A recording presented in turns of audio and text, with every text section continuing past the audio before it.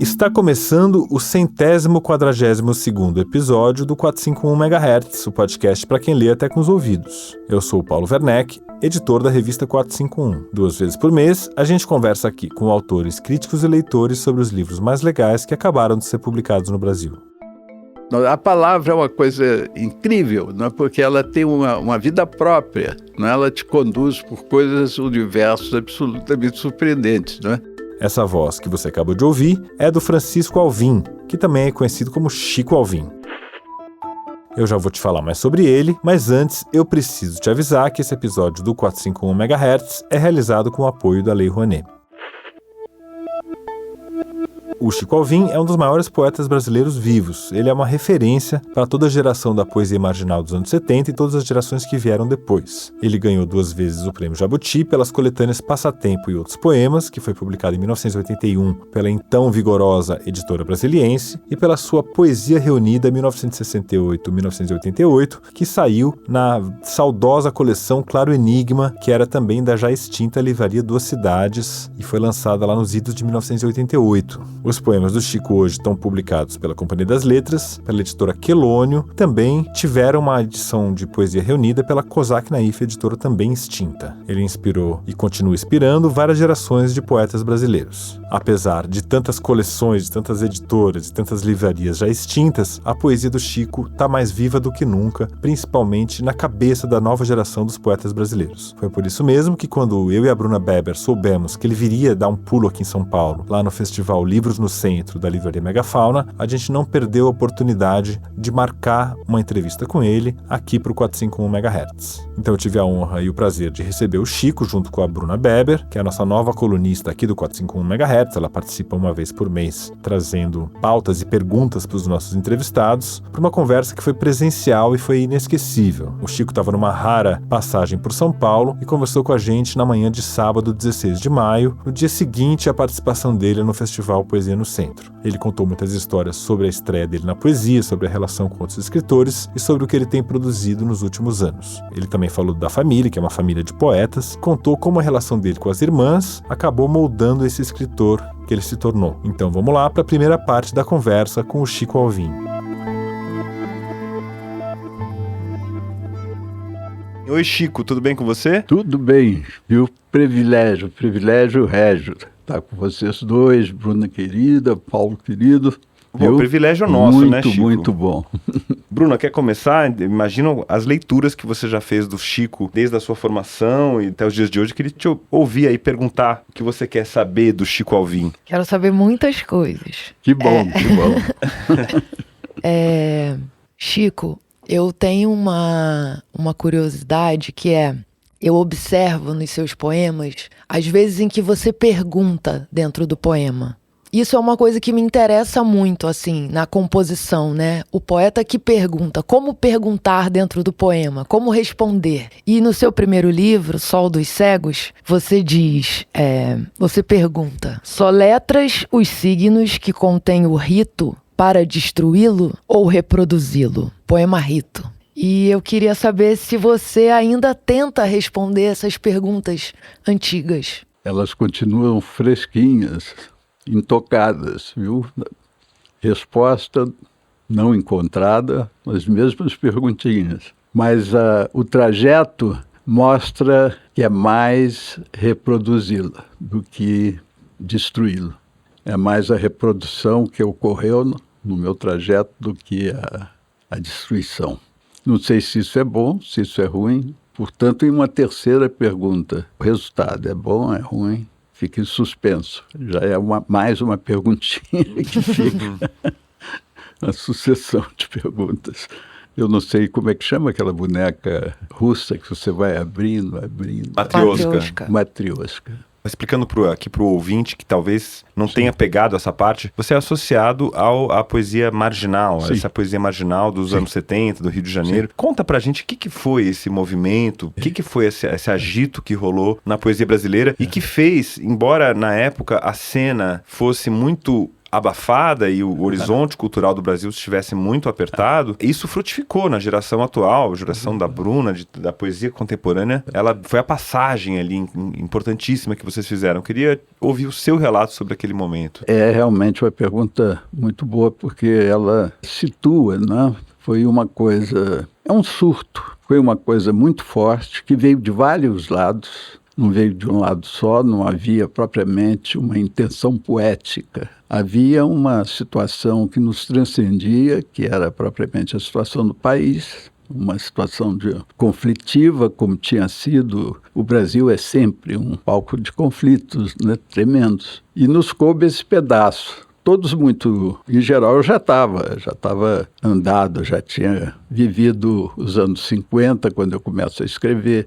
no final dos anos 50, 60, já tinha passado por mim, que foi também uma década absolutamente colada nas 70, Alice, culturalmente com uma expressão muito grande. E 70 começa com a negação dessa vitalidade que estava ali, solta, mas que era muito negada vamos dizer assim, pelos vocais, pelas instituições vocais culturais da época, né? O espaço cultural achava que os anos 70 não tinha nada, né? A crítica que os marginais receberam era de que era um vácuo cultural que estava se vivendo no período. Isso foi muito focalizado por jornalistas importantes, mas ao contrário, subterraneamente e umbilicalmente ligado à década anterior, década do cinema novo e do início da Revolução,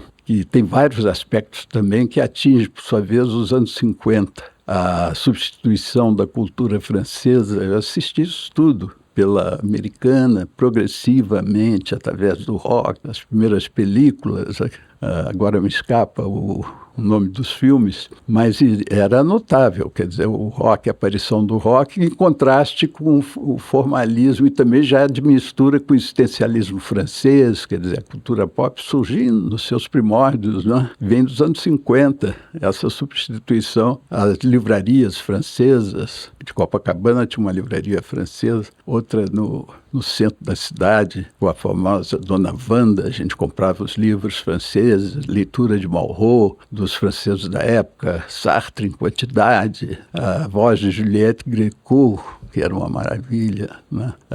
Yves Montand cantando Les Feuilles Mortes, era uma coisa, paixões. Eu no franco-brasileiro, primeira namorada suíça, uma coisa notável, uma paixão desvairada, com direito a apito de navio, ela partindo para sempre. Que saudade. O Rio com aquela maravilha, meu Deus, o que era o Rio de Janeiro? Que coisa, que sonho. Foi uma festa, aqueles anos 50. Aí, os anos 70, né, eu já mais maduro, já começando a me interessar por literatura, graças a minhas duas irmãs, sobretudo a Ângela, que eu perdi muito cedo, tinha uma diferença de 11 anos, e ela que me abriu para a poesia, e pelo interesse dela, me surpreendeu com um interesse muito grande, e aquilo me deu uma vontade de seguir nos passos dela, né? Lucinha foi um outro tipo de relação, muito engraçada, muito intensa, porque era mais próxima, a diferença de idade era de 7 anos. E nós tivemos um período de uma intensa convivência, porque ela era de uma generosidade extraordinária, me convocava para tudo, e ela era inteiramente independente, um caráter notável, uma força, parou de estudar, não quis mais estudar. Apareceu um belo dia com um livro, Ângela me dando toda a força, eu já achando que o caminho que eu ia trilhar já estava desenhado. Ela surge de repente como poeta com um livro que ganha um grande concurso, que foi o concurso da Gazeta. Ela veio para cá, muito arisca, é uma maravilha de pessoa. Enfim, tudo isso faz um pouco o background afetivo, familiar. E ela tinha um meio de estrangeiros, ela adorava estrangeiros, falavam francês muito bom, aprendido não sei como. Ela fez o Sacré-Cœur de Marie, Jesus, na Tijuca, internato. porque tinha um temperamento que ninguém aguentava. Papai e mamãe ficavam inteiramente transtornados com o trabalho, a independência dela. Era uma feminista, quer dizer, não nunca, teórica nunca foi, mas na prática total, não é? Uma força de personalidade admirável, mas com os defeitos consequentes também. Nós brigávamos, que é uma coisa... Mas por causa de poesia? Brigavam por causa de quê? Não, poesia... não, brigávamos por relações. Ela era muito crítica dos amigos e de mim, então, era insuportável. Ela sabia onde estavam as minhas fraquezas, os meus defeitos, e ela ia com um dedinho que insuportável. Não é? Mas eu corrigi muito graças a ela. Outros não dava. Era briga de irmão, não era briga de poeta. Exatamente, era briga de irmão. Dá duas camadas aí, né? Porque é uma família de poetas como a sua. Verdade. Quase a família Guimarães, né? Todos são poetas, exatamente. Né? E da qual somos primos. São primos dos Guimarães. A mãe do grande...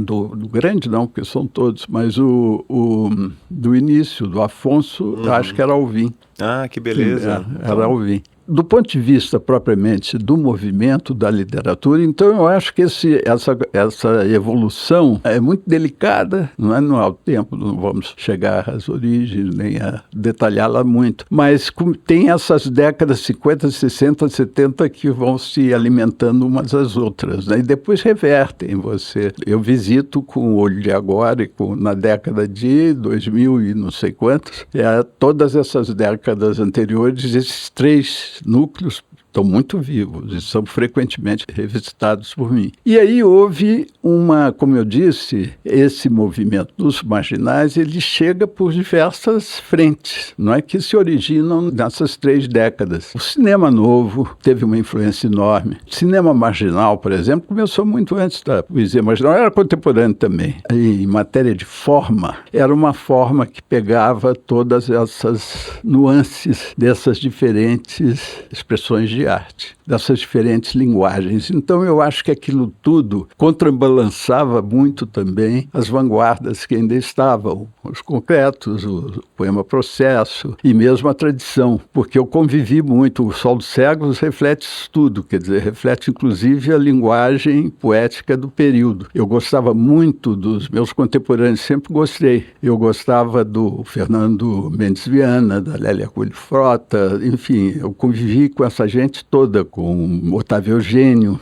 que era uma maravilha de poeta, e dos anos 50. E o Sol dos Cegos tem um pouco de... Não é tanto a voz da poesia marginal posterior, sim, né? Ele tem um título meio cabralino até, esse Sol dos Cegos. Me lembra um pouco certas imagens do João Cabral. Né? E tem poemas ali cabralinos, que o Zé Guilherme teve uma expressão muito feliz, que dizia que o poeta do verso polegada do João Cabral, que ele é aquela redondilha menor, e tem muitos poemas a presença do Cabral, né, que é indelével. E quando ela pega um poema, ela pega de uma maneira muito nítida, né?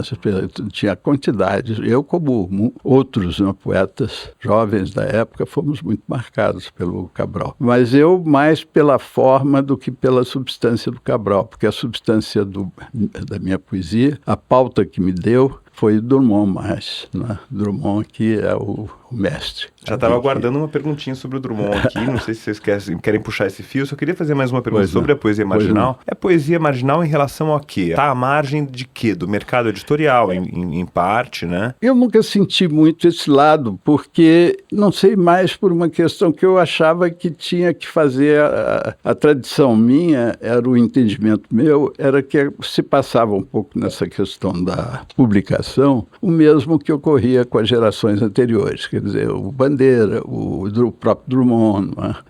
Todos editaram, os primeiros pagavam pelas próprias, né? Havia aqueles grupos, e a poesia marginal veio com isso, percebeu logo essa história, mas já numa dinâmica diferente que o tempo dava. E então os grupos mais moços acenavam já estava aquela mistura de poeta e letrista, o Cacaso. O Cacaso é que foi a grande relação desse período. Nos tornamos muito amigos. Eu estava de regresso de Paris fui removido do meu posto em 71.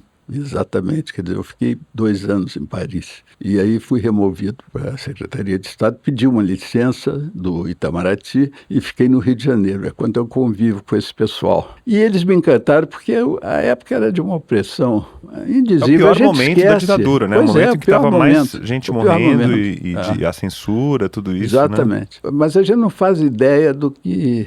Vai perdendo. Eu próprio não tenho muita mais lembrança do que... como era, do que eu passei. Não passei a rigor nada, fui poupado. Mas a volta e o medo e a dificuldade que você sentia, né? Quer dizer, coisas que estariam já, de certa maneira, bem encaminhadas no sentido da profissão, já assegurada, de um futuro que você mais ou menos tinha investido nele, porque foi um custo. Eu levei muitos anos para entrar para o Itamaraty, o concurso era muito puxado, muito difícil. A loucura que era a consciência política que se forma naquele período. Não é que você toma partido, que você, ideologicamente, você vê a sua geração se definir em 2 campos antagônicos, com o peso do passado enorme, à beira de conflitos sucessivos e concretos, tudo em jogo, quer dizer, tudo em aberto, e uma sociedade insegura à sua volta, ameaçadora, porque se você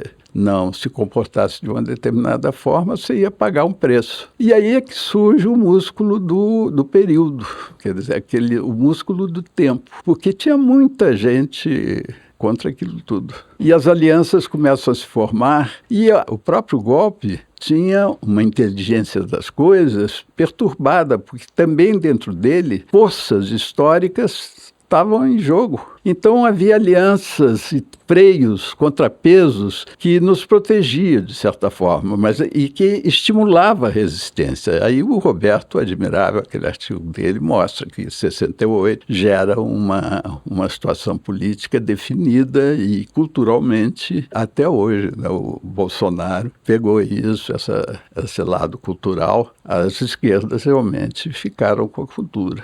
E isso gerou o tropicalismo, gerou o cinema marginal, que eram formas que nos influiu tremendamente, e abriu um campo de atualização que vinha dos modernistas, que é aquela linguagem, vamos dizer assim, de fora. O fora começou a entrar na subjetividade, que é uma coisa interessante, quer dizer, aí tinha aquele mundo convulso de dentro, aquele mundo de uma insegurança profunda, e os canais de fora numa cidade iluminada. Então era uma coisa de uma erótica, no sentido do amor mesmo, amorosa, uma força que entrava pelos poros, né? E animava. Aquilo era um jeito de você se situar. E também com o contraste do medo. O medo era um elemento vital. Essas paixões tristes eram muito vivas, não é? Também.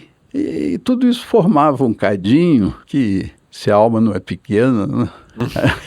Tudo vale a pena.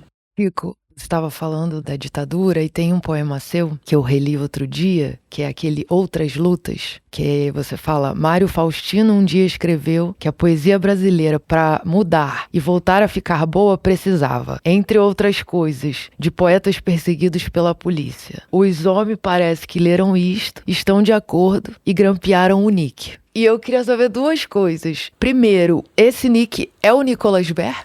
Que era um menino que apareceu lá em Brasília coincidente com a minha mudança para Brasília. Nós estávamos lá. E o Nick logo se tornou, vindo de uma cidadezinha do interior, e muito jovem, devia ter uns... Nessa época, acho que a nossa diferença anda pelos 20 anos por aí. Ele devia ter uns 15 anos, por aí, 16 anos. E ele começou a circular, ficou encantado com a marginalia. E tinha um grupinho em Brasília que pegou logo, pessoalzinho bem mais jovem, da ala jovem, inclusive, porque no próprio Rio de Janeiro, a primeira coleção foi a do Chacal e que saiu a Nuvem Cigana, que foi notável. Depois, em seguida, logo surge, praticamente no mesmo período, a Frenesi. E daí com o pessoal mais velho, velho, né, que olhava muito para eles. Eu me lembro do Chacal vendendo uns panfletinhos no Museu de Arte Moderna, e tinha uma mesinha com os livrinhos dele, e ele, para não ficar esperto como ele ficava de longe. Aí alguém se aproximava, ele saía do esconderijo dele, vinha e começava a falar, depois ele voltava para não ficar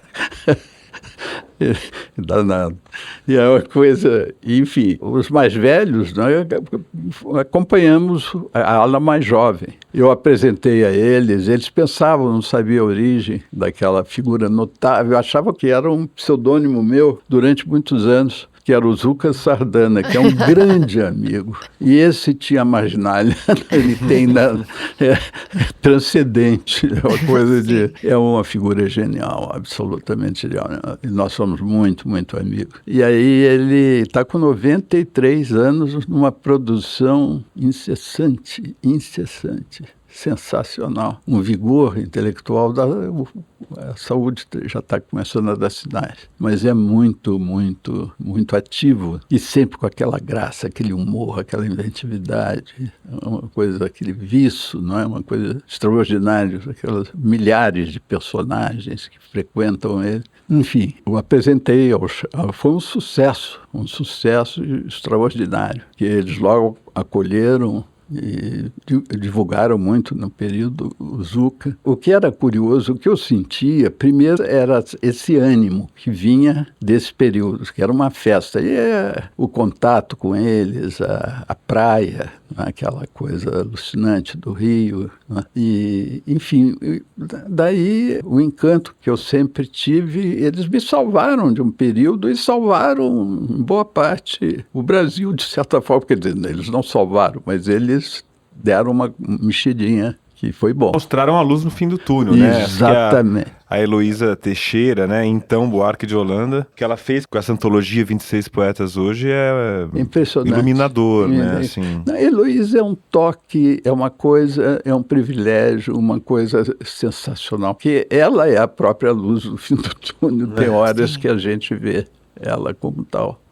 E até o final da vida, né? Eu conheci muita gente, eu conheci ela tardiamente, mas todo mundo que teve um encontro, por mais breve que fosse, saiu marcado por aquilo, né? Inesquecível, Bruna? Sempre inesquecível. Cada encontro com ela, cada palavra, cada frase, uma pessoa... Eu tinha a sensação de que ela estava muito viva dentro da vida, sabe? E isso me dava um ânimo e eu percebia que ela encorajava, né, as pessoas. Exatamente. E era destemida, então E sempre do lado certo. Um brilho. Uma integridade, né? Uma solidez. E uma líder, e com a coisa maravilhosa de ser mulher, né?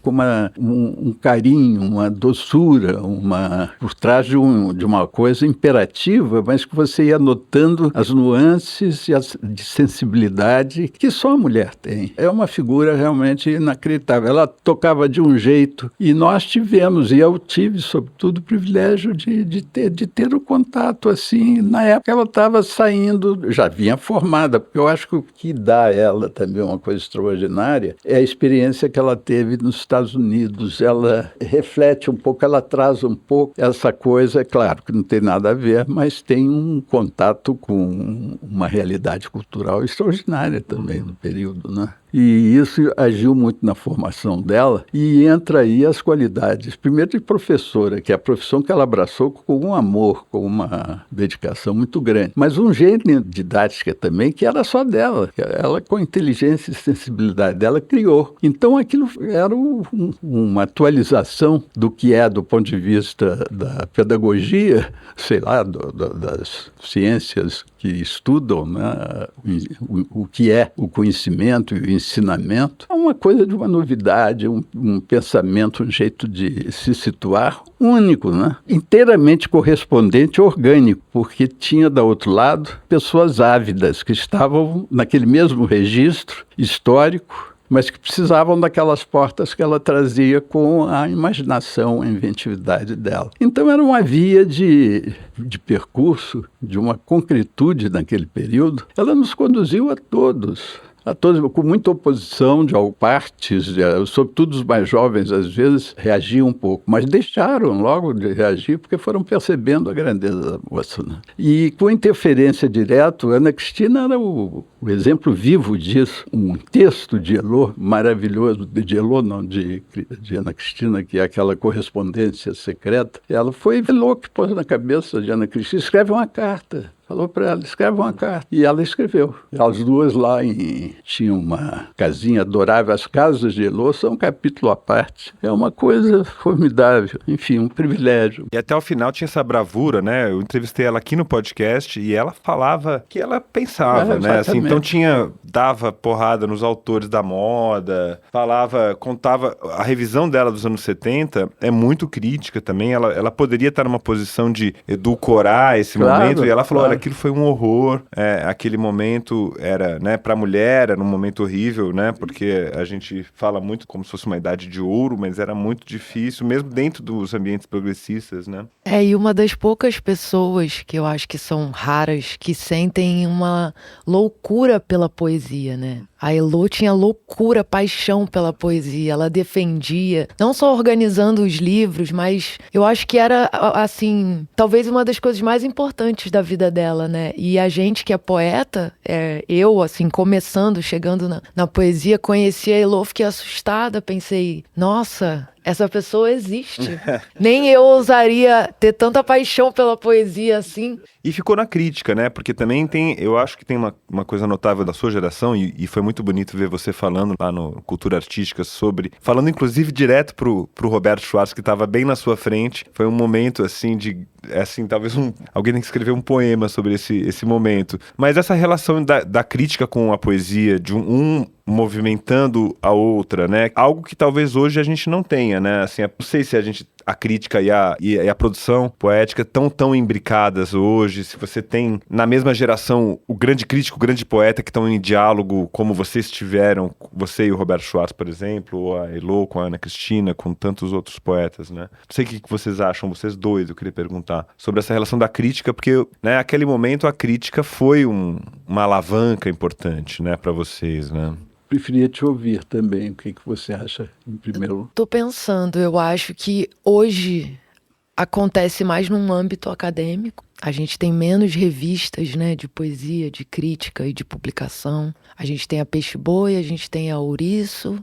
Estou me esquecendo aqui, mas tem mais algumas. Então eu acho que esse debate ele fica mais no âmbito acadêmico. Saiu um pouco a grande profusão de jornais e de revistas, de cadernos especializados do passado, de décadas atrás. Não existe mais, né? A gente tem poucos hoje em dia. Eu vejo que, assim, acontece nas redes sociais, acontece uma espécie de crítica, mas o grande crítico e o grande poeta ou a grande poeta, eu não sei dizer agora. Eu acho que isso se foi. Essa coisa da geração que tem o poeta, que era o Drummond, eu acho que esse peso que vocês passaram também de fazer essa passagem. Quando você tá ali escrevendo seus 70 e poucos, o Drummond tá vivo e peso enorme sobre a cidade, né, ali do Rio de Janeiro, inclusive, né? Vivo e andando na rua. Imagina só, né? Você tinha contato com ele? Esquina.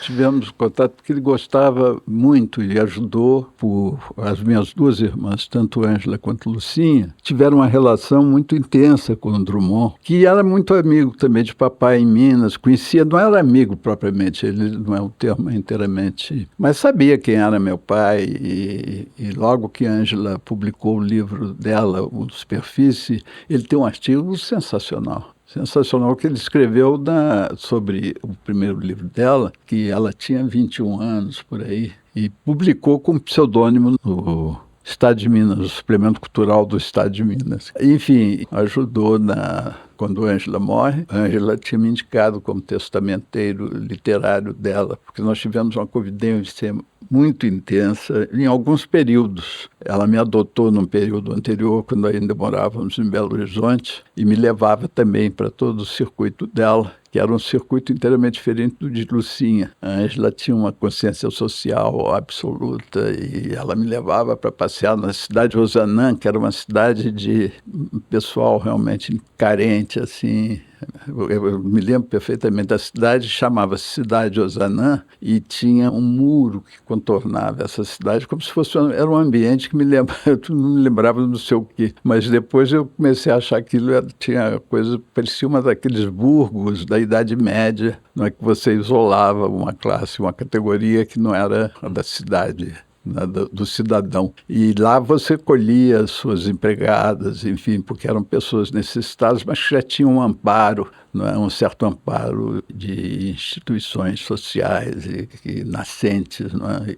Ângela trabalhava nessa época, onde ela trabalhou a vida inteira, acho que foi o SESI ou o SENAC. Uma das coisas, ela teve uma variedade de empregos nessa área. Ela foi discípula ela foi da primeira turma, eu acho, de assistentes sociais de Minas, talvez do Brasil, não sei, formadas. Algo que a Ana Cristina também praticava, de certa maneira, lá Ana Cristina, com a igreja, né? A igreja, Fazia... mas aí no âmbito religioso propriamente. Ângela tinha um lado religioso muito forte. Conheceu o Père Lebré, que era um famoso pensador, continua, tem uma doutrina toda na França, almoçou uma vez lá em casa. Hoje é um nome desses colégios de Pagou Passou lá em Belo Horizonte, Padre Lebré. Padre Lebré? Pelo menos era na minha época de colegial. Mas ele era dominicano e certamente Ângela, se tivesse sobrevivido, porque ela adoeceu e teve um fim trágico, né? Ela teria se engajado num processo político revolucionário mais forte. Ela era muito amiga do Josué, agora me escapa o nome. José de Castro. José de Castro. Sim.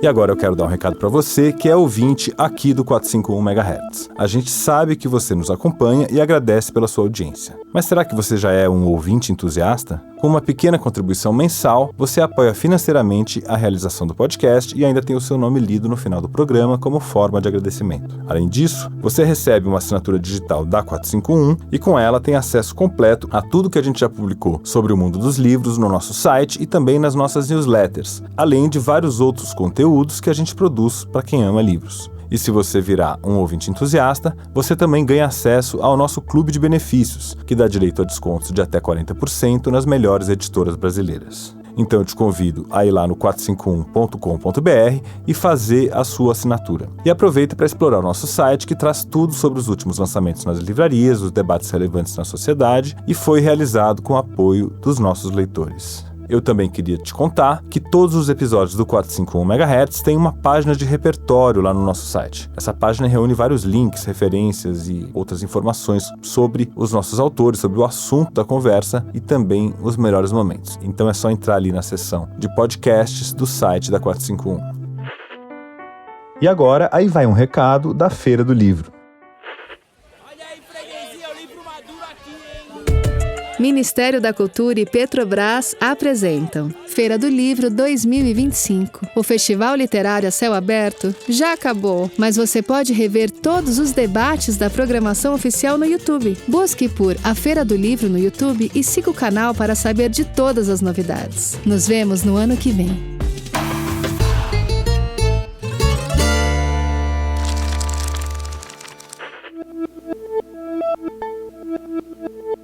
E agora vamos lá para a segunda parte da conversa com o Chico Alvim.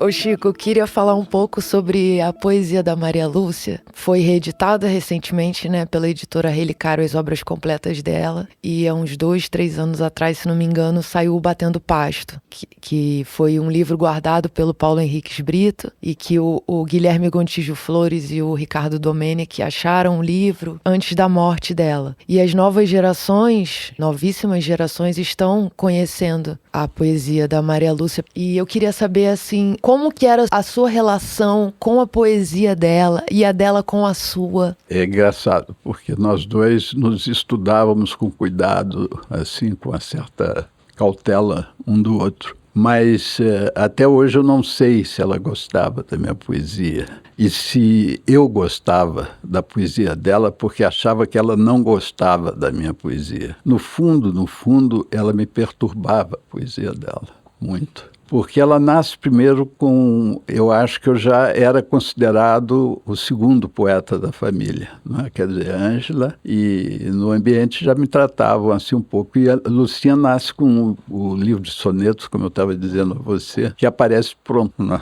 Feito, e uma sonetista formidável. Eu peguei aquilo e achei um desaforo, de certa maneira, não uma coisa... Onde se viu? Não, de repente, sem apresentação prévia, sem dar sinais, sem perguntar. Então, teve já esse início, o sacudido. E ela me pegou logo e me levava para tudo que era canto que ela tinha, de coisa com uma generosidade incrível. Tem umas fotografias dessa época com ela, porque ela sempre viveu cercada de fotógrafos, artistas plásticas também, e adorava. Colagista também. Amiga dos fotógrafos. Tem um fotógrafo que eu me esqueço agora, que fotografava muito ela, e com aquele temperamento artístico de Lucinha, era sem dúvida mais artista de todos nós, né? Ela aproveitava. E aí eu fui vendo, durante a vida dela, o estado de oposição era tão forte, mas isso tudo envolvido também com uma afetividade imensa, porque ela era de uma generosidade sem par. Ela abria os seus olhos, e ela me pegava sempre, quando me via num desvio qualquer, ela ia em cima, e uma atenção muito mais próxima nesse sentido que Ângela. Também o plano de Ângela era diferente. Era muito mais competente do que eu em todos os sentidos, porque ela escrevia admiravelmente bem sem ter educação formal, porque ela não suportou a escola. Ela brigou e com a violência danada. Papai não era sopa. E virou sonetista. E você que é diplomata, foi fazer versos...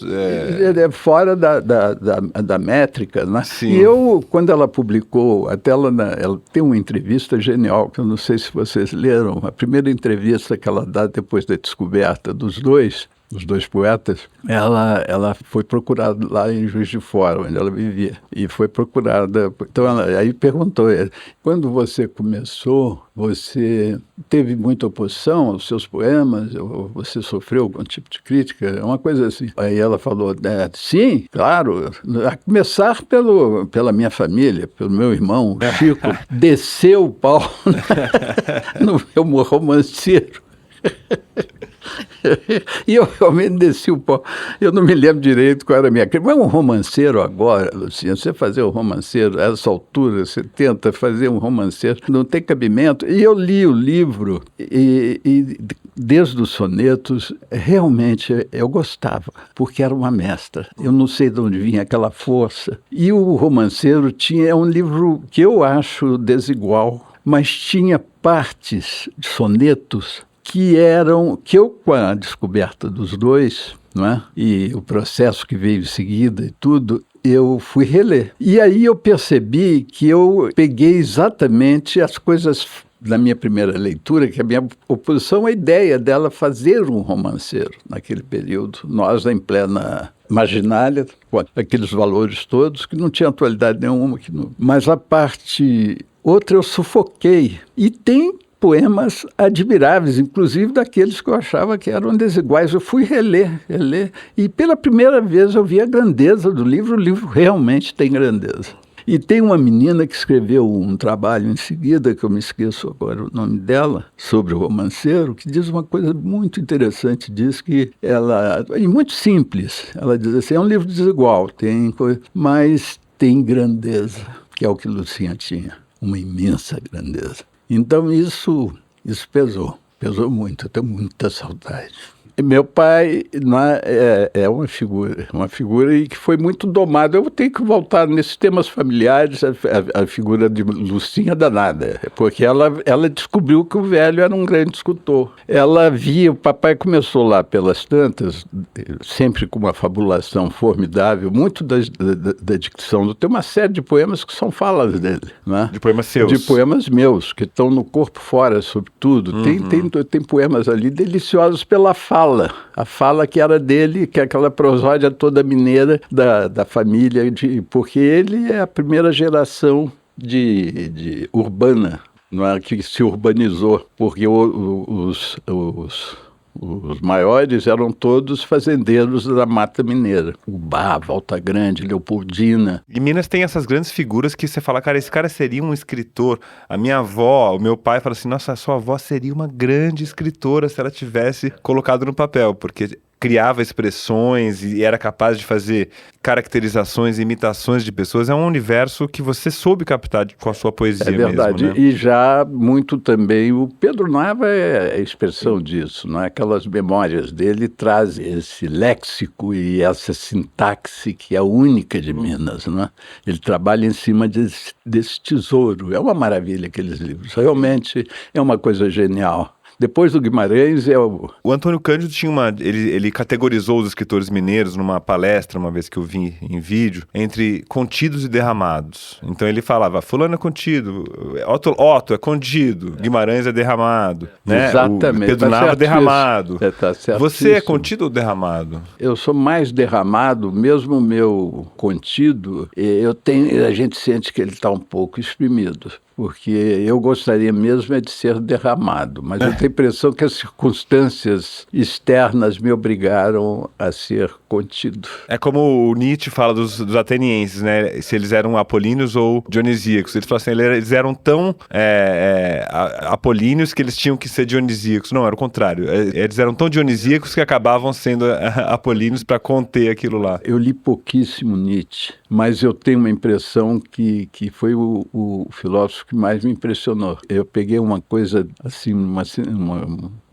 uma coisa que eu li nele, eu senti que a alegria dele, aquela coisa do entusiasmo, da alegria, que era de uma potência extraordinária, de uma radiância, né, imensa, ela vem da mais profunda tristeza, o desespero. Dionísio tem um pouco isso, tem a morte dentro daquele incêndio do estupendo, do erotismo mais total. A tristeza maior, a tristeza nietzschiana é uma coisa de uma grandeza infinita, do tamanho das coisas, do universo, realmente. E é a origem da coisa solar, da coisa da alegria total. É muito bonito. Um escritor realmente é um... Chico, você falou do seu pai, você falou das vozes. Tudo isso é muito nítido na sua poesia, mas eu não sabia exatamente a origem, né? De uma pessoa específica, de um grupo de pessoas. Eu queria saber se você acha que você, então, se formou primeiro ouvinte e depois um leitor e depois um escritor. Como foi? É difícil de responder, mas assim no bate-pronto, a impressão que eu tenho é que pegar um episódio, eu tinha uma dificuldade de pensar, eu fui um mau aluno, fui sempre e uma distração muito vaga, é provável que eu fosse disléxico, sei lá, depois porque era realmente uma dificuldade de concentração total nas coisas. E isso resultava numa dificuldade oral e de escrita muito grande, muito pior. A oral, eu, de certa maneira, eu tenho momentos de inteira afasia na minha vida, de dificuldade mesmo de encontrar a expressão. E, de repente, a coisa brota. Quer dizer, um descompasso, uma insegurança muito forte. E eu me lembro que, desde garoto, eu tive esse sentimento. E, na medida que eu regrido a infância, eu percebo como era difícil quando eu vinha para o Rio, porque aí já era o meu período de Minas, que vai dos 8 aos 13 anos. Quando eu vinha para o Rio, eu tinha o nosso primo aqui, que era um irmão, o Marco Paulo Alvim, que era até um artista plástico, depois foi de muita expressão, e era uma pessoa de uma inteligência luminosa. Me dava um mal-estar. Ele era um pouco mais moço do que eu, ficava entre eu e o Faustinho, que é o meu irmão caçula. E o Marco Paulo, o que mais me espantava nele era exatamente a vocalidade. E ele era artista plástico? Ele era artista plástico, mas nessa idade, nós tínhamos de 8 a 13 anos, que foi nossa convivência desse período. E eu ficava mudo. não é? Aquilo me emudecia. Eu me achava canhestro, a minha expressão, comparada com a dele, era muito pobre, muito dificultosa. Então, a origem é de muita dificuldade, tanto com a palavra oral, quanto com a palavra escrita até hoje. Eu tenho horror de escrever, tenho realmente horror, acho chato, e até que, de vez em quando, a coisa, né, acende e aí é um prazer. O que eu posso evitar de escrever uma linha, eu evito. E, de vez em quando, esses períodos de afasia, não é? Quando dificuldade de falar no telefone, dificuldade de procurar as pessoas, assim, porque isso vai te dando um recuo e uma timidez que me atrapalhou a vida inteira. E que é difícil, às vezes, manter o contato, fico em falta com amigos queridos, e aí é muito desesperante. Dá muita situação de aperto e de arrependimento, de remorso, essas coisas bobas. Você só fica em falta com a gente quando você não publica seus poemas. Sim. Queria saber como é que tá aí essa produção. Você falou que tem visto muita TV. Eu queria saber se sai matéria poética daí também. Você já fez poesia extraída da televisão? Eu tenho medo até de ser processado. Não vou ser porque não dá.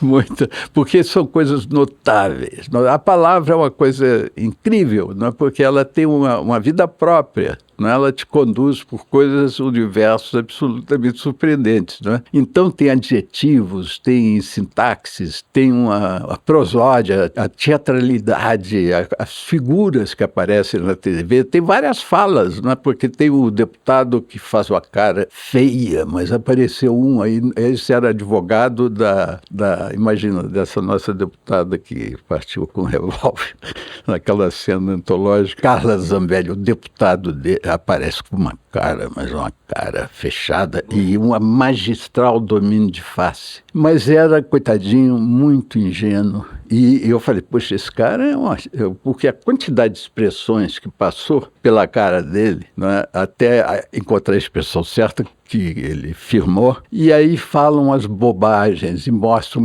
e a cara vai se desmanchando toda. É uma coisa deliciosa, é uma figura... É um ritual encantatório, a televisão. Total. É uma coisa de uma riqueza. A televisão está no início, a gente não sabe, essa linguagem é extraordinária, porque ela é detalhista, ela vai na coisa mínima, não tem uma sequência, tem a sequência dela. As pessoas são pegas assim no ato da fala. Então há uma junção ou uma disjunção, um ritmo instantâneo, e são milhões de fotogramas que você pode fazer ali a moviola. Tem um poema seu sobre TV, né? Eu lembro, tem um que era sobre a transmissão em pool, que terminava assim, no último verso, fala você fala um pouco desse ambiente, desse circo, né?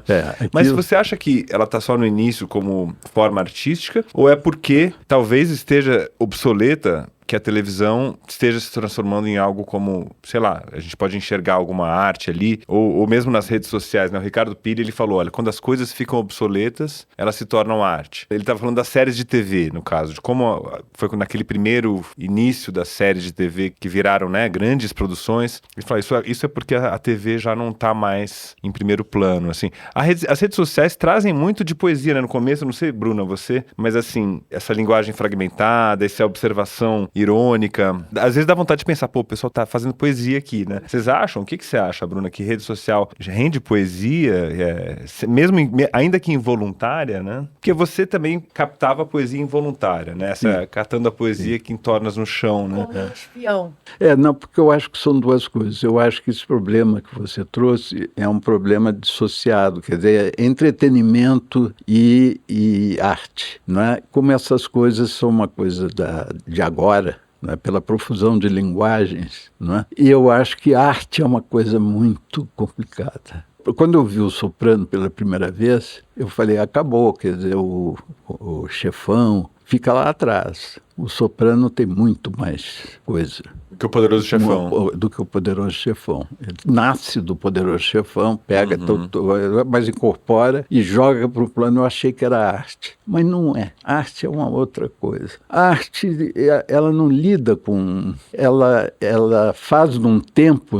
O tempo é tudo, realmente é tudo, porque é uma pauta transcendente, é uma pauta maior que as pautas. Você tem um Drummond, que é a minha pauta, é a pauta musical que eu pego e tal, eu escrevo sobre essa pauta. Mas o tempo é uma pauta que tem o Drummond dentro. Tem Dante, tem todos, né? E todos são subpautas dele, tempo, que é uma coisa diferente de todos. E é a expressão da arte, é a verdadeira linguagem da arte, é quando some tempo e espaço. E tem uma voz, uma coisa qualquer, uma expressão que é uma voz, que é mais do que linguagem, é uma coisa adâmica, é uma força que vem, uma coisa nietzschiana, é um tumulto, eu não sei direito, é uma expressão, é uma voz bíblica, sei lá, aquela voz lá daquelas coisas. Isso é que é diferente e vai existir sempre.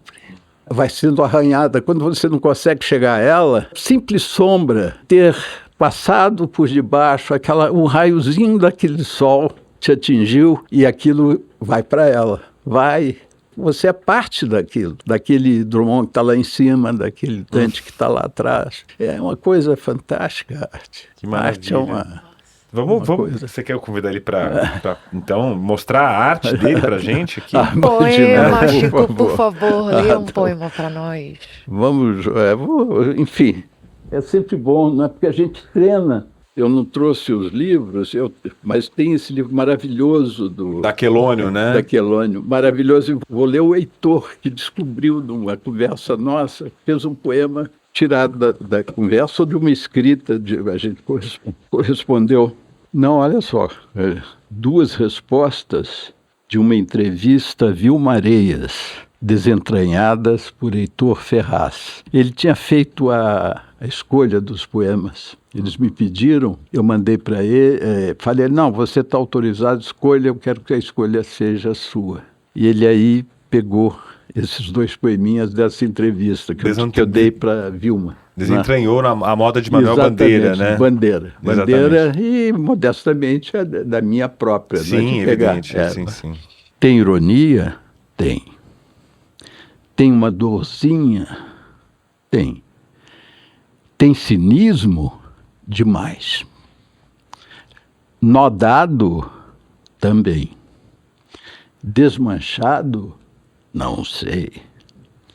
Quanto aos versos, também poderia ser dito que às vezes são como se fossem feridinhas que resultam dos cortes com os cristais das expressões feitas. Depois tem assim, 2. Como se sente à beira dos 80? Como aos 9, mal pacas. Maravilha, Chico. Sua arte poética aí no primeiro poema, né? É uma sua arte poética. Heitor Ferraz desentranhou, condensou. Danado, né?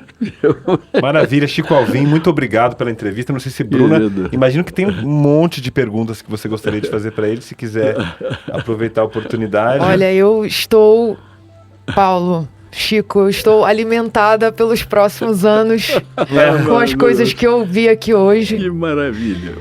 Muito obrigada. E antes de me despedir, eu queria passar para o quadro do 451 MHz, que traz o melhor da literatura LGBTQIA+, de todos os tempos. LGBTQIA+, significa lésbicas, gays, bissexuais, trans, queer, intersexuais e assexuais. A cada episódio, a gente convida autores e grandes leitores em geral para indicar os livros que foram marcantes, as leituras recentes e outras dicas literárias LGBTQIA+, imperdíveis para todos os leitores. O quadro de hoje traz uma dica do Ayrton Souza, que já foi entrevistado aqui no 451 MHz. Ele é autor de Outono de Carne Estranha, que foi vencedor do Prêmio Sesc de Literatura em 2023 e publicado pela editora Record no mesmo ano. O Ayrton indicou Santo de Casa, do Stefano Volpe, também foi publicado pela Record em 2025. Estou aqui para fazer a indicação de um livro que me marcou profundamente, Santo de Casa, de Stefan Volpe, um escritor brasileiro que vem produzindo uma obra significativa dentro do contexto da diversidade, mas sobretudo da compreensão do mundo, do pensamento e de todas as arguras que passam a comunidade LGBTQIA+. Então esse seu novo livro, lançado agora, ele traz a trama que se passa numa família a partir da morte de um pai, uma morte trágica, mas que o livro debate uma série de problemáticas que atravessam a história desse país, sobretudo ligada ao tema das identidades, do racismo, da LGBT-fobia, das diferenças sociais, marcada por um contexto de violência machista a partir de um mundo que é o da casa. Mas o que o Stefan Volpe faz não é dessacralizar a casa, mas mostrar como essa violência que nasce dentro de um seio familiar atravessa toda a história de um país. Então é uma história marcada pela morte de um pai, onde os filhos vêm para fazer o enterro e a partir disso, de vozes polifônicas, denuncia todo um contexto de violência, que é o exemplo de violência que acontece basicamente na história desse país. Fica a minha indicação de leitura, Santo de Casa, esse livro que vai marcar profundamente todos os seus leitores e leitoras e leitores. Então, essa foi a dica do Ayrton Souza, Santo de Casa, do Stefan Volpe, que saiu em 2025 pela editora Record. E agora, aproveita que você está aí com seu celular por perto e faz uma avaliação desse episódio e também do podcast. No Spotify e no Apple Podcasts, por exemplo, você pode dar 5 estrelas para o nosso programa e também comentar o que você achou desse episódio. É só clicar ali no ícone com as 5 estrelinhas e atribuir a sua avaliação. Você também pode indicar agora mesmo o 451 MHz para outras pessoas. É só clicar ali no botão de compartilhamento e enviar por Zap para as pessoas com quem você gosta de discutir temas literários. Assim, você ajuda o nosso conteúdo a chegar aos novos amantes da literatura. E antes de dar tchau, eu queria agradecer aos nossos ouvintes entusiastas que colaboram financeiramente para a realização do podcast. Então, muito obrigado a Adriana Teixeira, a Alexandre Luiz Pereira da Silva, Alexandre Vidal Porto, Ana Carla Dias Braga, Ana Maria Pedrosa Sá Freire de Souza, André Viana, Bruno Felipe Simões Costa, Bruno Schulze, Carmen Manuel Almeida Biscardi, Cristiane Gonçalves dos Reis, Cristiane Boulos, Daniela Falcone, Diana Radomisler, Diane Maia, Eliane Marta Teixeira Lopes, Elisa Von Handel, Érica Jorgino, Fábio Calvan, Flávio Francisco de Moraes, Guilherme Sorgini, Gustavo Senechal, Irene de Almeida Biasoli, Jaime Mendes, Keren Gutierrez, Leila Lima, Lúcia Guimarães, Luísa Plastino, Luiz Gustavo Leme, Márcia Cristina Fragas, Marcos Apóstolo, Maria de Lourdes Maciel Silva Silva, Maria Filomena Gregório, Maria Paula Barbosa, Maria Rosalina Silva, Mário Rico Fernandes, Matheus Cacique Moraes, Murilo Carvalho, Patrícia Rodrigues Sanches, Paula Fontana Fonseca, Pedro Colgo, Priscila Valverde de Oliveira Vitorino, Regina Gomes Sodré, Richardson Thomas Silva Moraes, Rodrigo Bitar, Rodrigo dos Santos Crepaldi, Rodrigo Moura, Samuel Valim Bolonha, Thiago Barreto, Thomas Muniz Bratfish, Valéria Medena, Valessa Lopes Baldin, Vitor Ribeiro, Vivian Lembo, Viena Guimarães Machado Pimentel. Muito obrigado a todos os nossos ouvintes entusiastas. É isso aí, chegamos ao final do 142º episódio do 451 MHz. O 451 MHz é uma produção da Associação 451. E eu sou o Paulo Werneck.